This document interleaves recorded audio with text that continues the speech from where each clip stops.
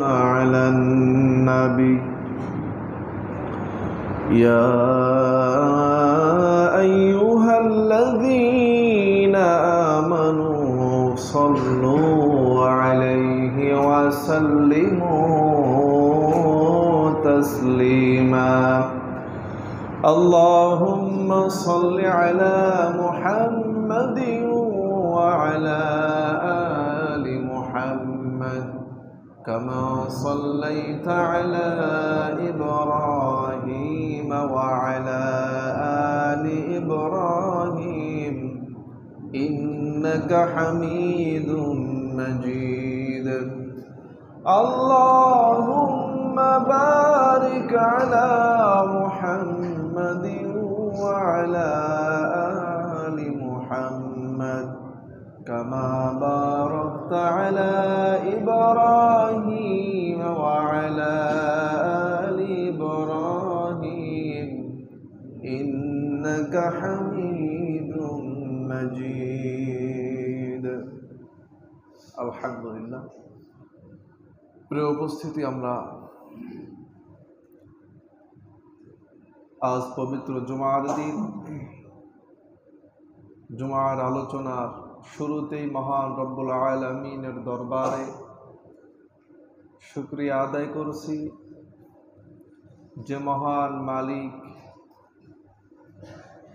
অত্যন্ত করুণা করে দয়া করে আমাদেরকে ভালোবেসে পছন্দ করে আগে আগে জুমার নামাজের জন্য মসজিদে আসা, জুমার নামাজ অপেক্ষায় বসে থাকা, যে সময়টুকু আমরা নামাজের আগ দিয়ে পেয়েছি এই সময়টুকু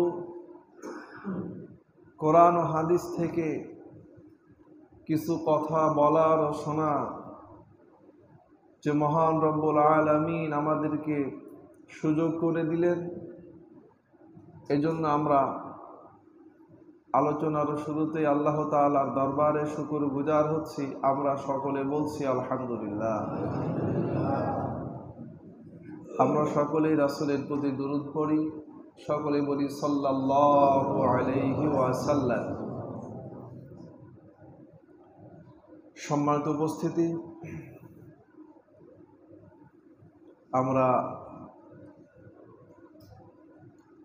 আজকে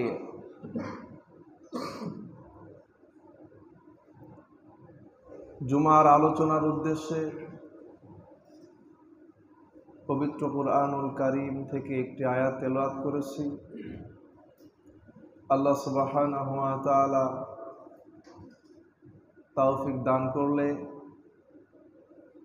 আমরা এই আয়াত কেন্দ্রিক আলোচনা করে আজকের জুমার সংক্ষিপ্ত আলোচনা আমরা শেষ করব ইনশাআল্লাহ। প্রিয় উপস্থিতি, আমাদের আজকে জুমার আলোচনার মূল যে উদ্দেশ্য, আমরা আগে উদ্দেশ্যটা জানিয়ে নেব, তাহলে জুমার আলোচনা বুঝতে আমাদের সহজ হবে।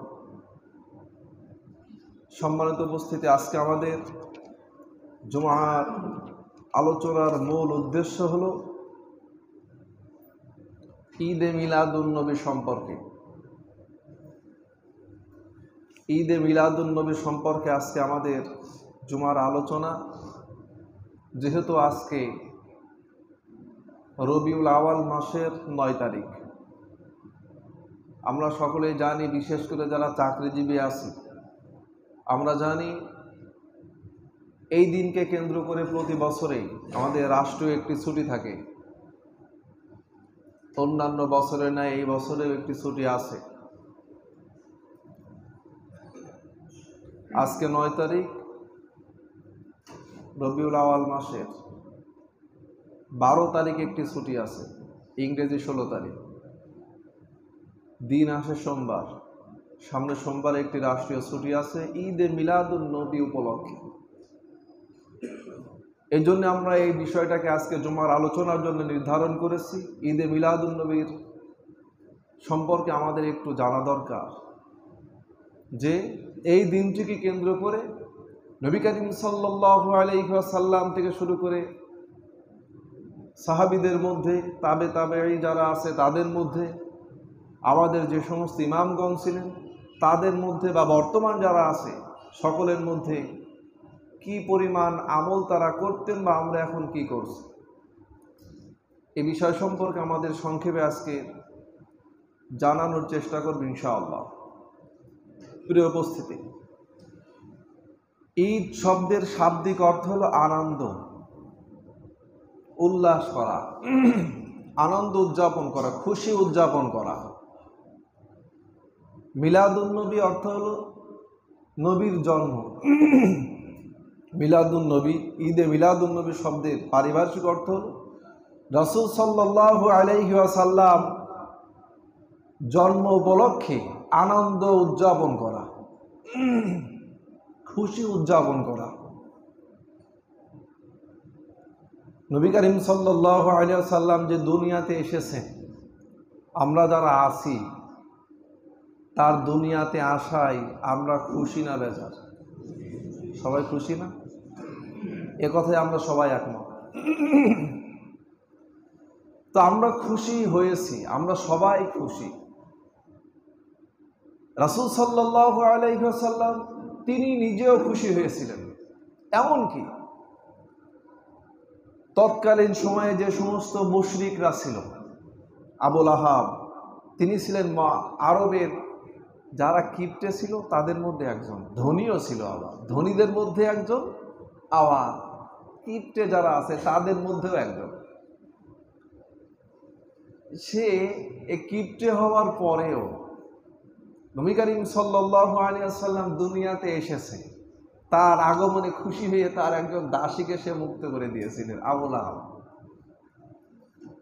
তাহলে মুশরিকরাও, কাফেরেরাও ওই সময় খুশি হয়েছিল, আবু জেহেলও খুশি হয়েছিল।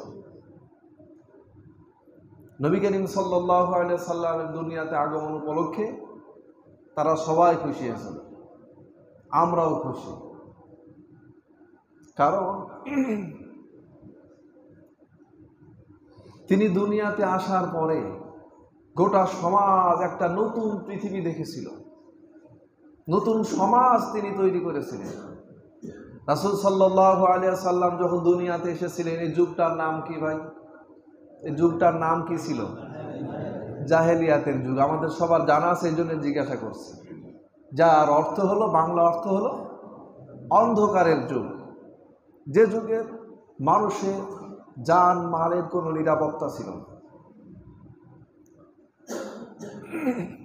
যুদ্ধ বিগ্রহ লেগেই থাকতো, খুন খারাপি, সুদ ঘুষ ধর্ষণ থেকে শুরু করে এমন কোনো অন্যায় অত্যাচার তাদের সমাজের মধ্যে ছিল না। সব ধরনের জুলুম তাদের সমাজের মধ্যে ছিল। মানুষকে খুন করা, চুরি ডাকাতি করা, এটা তাদের আনন্দের বিষয় ছিল। কেউ যদি রাতের বেলা কোনো কিছু বড় অঙ্কের ডাকাতি করতে পারতো, চুরি করে আনতে পারতো, কাবা শরীফের দেওয়ালে ওইটা আবার লিখে রাখতো। চুরি করে তারা আনন্দ উদযাপন করতো প্রকাশ্যে, ডাকাতি করে আনন্দ উদযাপন করতো, কবিতা লিখতো সুন্দর সুন্দর।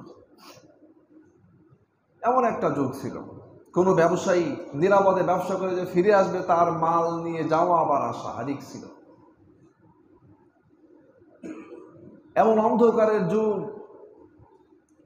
যেখানে কারোর কোনো নিরাপত্তা ছিল না, নারীদের কোনো নিরাপত্তা ছিল না, ব্যবসা বাণিজ্য কোনো কিছুর তেমন নিরাপত্তা ছিল না। এমন অন্ধকারের যুগে নবী করিম সাল্লাল্লাহু আলাইহি ওয়াসাল্লাম এসে তার পরশে এই অন্ধকারের যুগটা সোনালী যুগ হিসেবে পরিচিত হয়েছে। পৃথিবীর বুকে আলোকোজ্জ্বল একটা নগরী হিসেবে পরিণত হয়েছিল। নবী করিম সাল্লাল্লাহু আলাইহি ওয়াসাল্লাম এমন যুগ তৈরি করেছিলেন পৃথিবীর ইতিহাসে, আর এর আগে কেউ পারেনি, ভবিষ্যতেও কেউ পারবে না। এমন একটা সুন্দর যুগ রাসূল সাল্লাল্লাহু আলাইহি ওয়াসাল্লাম পৃথিবীবাসীকে উপহার দিয়েছিলেন। কাজেই তার দুনিয়াতে আসায় আমরা কেউ অখুশি না, পৃথিবীবাসী সবাই খুশি, সবাই খুশি। প্রিয় উপস্থিতি, তবে এই দুনিয়াতে আসা উপলক্ষে এই যে খুশি উদযাপন করব আমরা সেইভাবে যেভাবে রাসূল সাল্লাল্লাহু আলাইহি ওয়াসাল্লাম করেছেন। আমরা এই খুশি উদযাপন করব সেইভাবে যেভাবে টপ 10-এ যারা ছিলেন, অর্থাৎ তার নিকটতম যে সমস্ত সাহাবী, টপ 10 বলতে আশারে মুবাশশারা যারা, আশারে মুবাশশারা যারা জান্নাতের সার্টিফিকেট প্রাপ্ত 10 জন যে সাহাবী, তার কাছের যে সমস্ত সাহাবীরা ছিলেন, মুসলমানদের মধ্যে সর্বশ্রেষ্ঠ মুসলমান যারা হযরত আবু বকর সিদ্দিক রাদিয়াল্লাহু তাআলা আনহু, হযরত ওমর রাদিয়াল্লাহু তাআলা আনহু, হযরত উসমান রাদিয়াল্লাহু তাআলা আনহু, আলী রাদিয়াল্লাহু তাআলা আনহু, এই যে সমস্ত সাহাবীরা ছিলেন, তারা যেভাবে খুশি উদযাপন করেছে, আমরাও চাই সুন্নাত পদ্ধতিতে সেইভাবে খুশি উদযাপন করতে। যদি আমরা রাসূল সাল্লাল্লাহু আলাইহি ওয়াসাল্লামের পদ্ধতি বাদ দিই, তাহলে ওই ইবাদতের মধ্যে, ওই খুশির মধ্যে কোনো বরকত থাকবে ভাই? বরকত থাকবে? সুন্নাতের বাইরে কোনো বরকত নাই। যত কল্যাণ, যত ভালো, যত বরকত সব সুন্নাতের ভিতরে, সব সুন্নাতের মধ্যে, সুন্নাতের বাইরে কোনো বরকত নাই। প্রিয় উপস্থিতি, আজ ঈদে মিলাদুন নবী উপলক্ষে আমাদের সমাজের মধ্যে যেভাবে এই দিনটিকে উদযাপন করা হয়, আলোক উজ্জ্বল করে, বিভিন্ন সমাবেশের মধ্য দিয়ে, বিভিন্ন মিছিলের মধ্য দিয়ে, যেভাবে খাওয়া দাওয়ার মধ্য দিয়ে, এরপরে বাজি বাজনার মধ্য দিয়ে যেভাবে উদযাপন করা হয়, রং তামাশার মধ্য দিয়ে, যে আনুষ্ঠানিকতার মধ্য দিয়ে এই দিনটিকে উদযাপন করা হয়, নবী করিম সাল্লাল্লাহু আলাইহি ওয়াসাল্লাম আসলে কি এইভাবে এই দিনটি উদযাপন করেছিলেন কি না? প্রিয় উপস্থিতি, রাসূল সাল্লাল্লাহু আলাইহি ওয়াসাল্লাম তার জন্মদিন তিনি পালন করেছেন, জন্মদিন পালন করেছেন। আল্লাহ রাসূল জন্মদিন পালন করেছেন। আমরা এক কথায় অনেকেই বলে দিই অতি উৎসাহী হয়ে যে আল্লাহ রাসূল জীবনে কখনো জন্মদিন পালন করেননি। আসলে এটাও ভুল। রাসূল সাল্লাল্লাহু আলাইহি ওয়াসাল্লাম জন্মদিন পালন করেছেন, সহিহ হাদিস দ্বারা প্রমাণিত। কিন্তু নবী করিম সাল্লাল্লাহু আলাইহি ওয়াসাল্লাম কখনো জন্মবার্ষিকী পালন করেননি। জন্মদিন আর জন্মবার্ষিকীর মধ্যে পার্থক্য আছে কিনা? আমরা জন্মবার্ষিকী পালন করি বছরে কয়বার? জন্মবার্ষিকী হয় বছরে একবার। এটা নবী করিম সাল্লাল্লাহু আলাইহি ওয়াসাল্লাম কখনো আমরা যেভাবে জন্মবার্ষিকী উদযাপন করি এভাবে তিনি কখনো করেননি। রাসূল সাল্লাল্লাহু আলাইহি ওয়াসাল্লাম জন্মদিন পালন করেছে। এই দিন আসে বছরে কয়বার? অনেকবার না? সপ্তাহে আসে কয়বার? সপ্তাহে আসে একবার। দিন সপ্তাহে কয়বার আসে? আজকে শুক্রবার, সপ্তাহে কয়বার আসে? একবার না, একবার আসে। রাসূল সাল্লাল্লাহু আলাইহি ওয়াসাল্লাম সোমবারের দিন জন্মগ্রহণ করেছিলেন। এই সোমবার সপ্তাহে আসে একবার, মাসে আসে 4 বার, বছরে আসে 48। 4 × 48, এটা আমাদের হিসাবে সব মাসিক হিসাবে বেশিও আসে, অনেক সময় বেশি আসে, কোনো কোনো মাসে 5 বারও আসে। 52 সপ্তাহে বছর হয়, কাজেই 48 থেকে 52 বার আসে এই দিনটি। প্রিয় উপস্থিতি, কাজে নবী করিম সাল্লাল্লাহু আলাইহি ওয়াসাল্লাম জন্মদিন পালন করেছেন। রাসূল সাল্লাল্লাহু আলাইহি ওয়াসাল্লাম তিনি প্রতি সোমবারে রোজা রাখতেন। কি করতেন? সিয়াম পালন করতেন, রোজা রাখতেন প্রতি সোমবারে। সম্মানিত হাজির, তিনি যে সপ্তাহের একটি দিন প্রতি সোমবারে সিয়াম পালন করতেন, সাহাবীরা তার কাছে জিজ্ঞাসা করলেন, ইয়া রাসূলুল্লাহ, আপনি যে সোমবারের দিন সিয়াম পালন করে রোজা রাখেন, কারণটা কি? আপনি যে এই দিনে সিয়াম পালন করেন এর উদ্দেশ্য কি, কারণটা কি? নবী করিম সাল্লাল্লাহু আলাইহি ওয়াসাল্লাম বলেন, যালিকা ইয়াউমুন উলিদতু ফীহি ওয়া ইয়াউমুন বুইসতু আও উনজিলা আলাইয়া ফীহি। রাসূল সাল্লাল্লাহু আলাইহি ওয়াসাল্লাম বলেন, এই দিনে আমি জন্মগ্রহণ করেছি। যালিকা ইয়াউমুন উলিদতু ফীহি, এই দিনে আমি জন্মগ্রহণ করেছি। ওয়ায়াউমুন বুইসতু আও উনজিলা আলাইয়া ফীহি, এবং এই দিনে আমি নবুয়ত প্রাপ্ত হয়েছি, যার কারণে আমি এই দিনে সিয়াম পালন করি। এই দিনে আমি জন্মগ্রহণ করেছি এবং এই দিনেই আমি নবুয়ত প্রাপ্ত হয়েছি, যার কারণে আমি এই দিনে সিয়াম পালন করি। আরেকটি হাদিসে রাসূল সাল্লাল্লাহু আলাইহি ওয়াসাল্লাম বলেন যে এই দিনে বান্দার সাপ্তাহিক হিসাব আমলনামা আল্লাহ তাআলার কাছে উঠানো হয়। তাই আমি পছন্দ করি যে আমার আমলনামাটা সিয়াম অবস্থায়, রোজা অবস্থায় আল্লাহ তাআলার দরবারে উঠুক, এটা আমি চাই। এই কারণে আমি এই দিনে সিয়াম পালন করি। প্রথম নাম্বার যেটা বলেছেন, যালিকা ইয়াউমুন উলিদতু ফীহি, এই দিন আমি জন্মগ্রহণ করি, এটা প্রথম কারণ। তাহলে বোঝা যাচ্ছে যে তিনি এই দিনকে কেন্দ্র করে সিয়াম পালন করেছেন। তাহলে সিয়ামের মধ্য দিয়ে তিনি এই জন্মদিন পালন করেছেন, ঠিক না? একেবারে সহিহ হাদিস। রোজা রাখার মধ্য দিয়ে রাসূল সাল্লাল্লাহু আলাইহি ওয়াসাল্লাম সিয়াম পালন করেছেন। এই সিয়াম পালনের মধ্য দিয়ে তিনি জন্মদিন পালন করেছেন, প্রতি সোমবারে রোজা রাখতেন। এইটা আমরা সহিহ হাদিসের মধ্য দিয়ে পাই। তাছাড়া আমরা যেভাবে রাসূল সাল্লাল্লাহু আলাইহি ওয়াসাল্লামের জন্মবার্ষিকী পালন করি,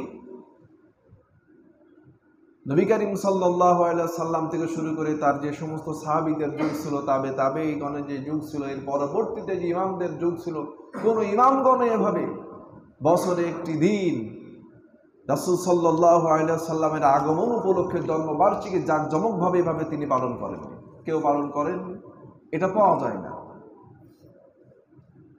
প্রিয় উপস্থিতি, আর সাহাবীদের মধ্যে তো এই দিন পালন করবে কিভাবে, কারণ এই দিন সম্পর্কে তো অনেক মতামত রয়েছে, মাস নিয়ে মতভেদ রয়েছে। কেউ বলেছেন, কোন সাহাবী বলেছেন নবী করিম সাল্লাল্লাহু আলাইহি ওয়াসাল্লাম রমজান মাসে জন্মগ্রহণ করেছেন, কোন সাহাবীর মতামত। আবার কোন সাহাবী বলেছেন যে রবিউল আওয়াল মাসে জন্মগ্রহণ করেছেন। অন্যান্য মাসের মতামতও আছে। তাহলে তার প্রথম কারণ হলো তার যে মাসে তিনি জন্মগ্রহণ করেছেন, এই মাস নিয়েই তো সাহাবীদের মধ্যে মতভেদ রয়েছে। আবার আমরা যে মাসে এটা উদযাপন করছি, রবিউল আওয়াল মাস, এই রবিউল আওয়াল মাসের মধ্যেও আবার তারিখের মধ্যেও আবার 8টি মতভেদ রয়েছে। কোন সাহাবী বলেছেন যে রাসূল সাল্লাল্লাহু আলাইহি ওয়াসাল্লাম এই মাসের 2 তারিখে জন্মগ্রহণ করেছেন। কোন সাহাবী বলেছেন যে 8 তারিখে জন্মগ্রহণ করেছেন। কোন সাহাবী বলেছেন যে এই মাসের